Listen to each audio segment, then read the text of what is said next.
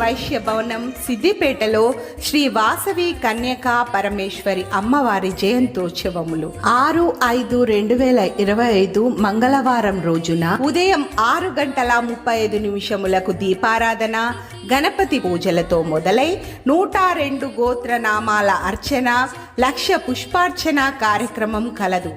ఉదయం 10 గంటలకు bike rally మరియు రాత్రి 7 గంటలకు శివ పార్వతుల కళ్యాణం జరుగును. 7/5/2025 బుధవారం రోజున ఉదయం అమ్మవారి పతాకావిష్కరణ, 102 కలశములచే అమ్మవారికి అభిషేకం, సామూహిక కుంకుమార్చన కార్యక్రమములు కలవు.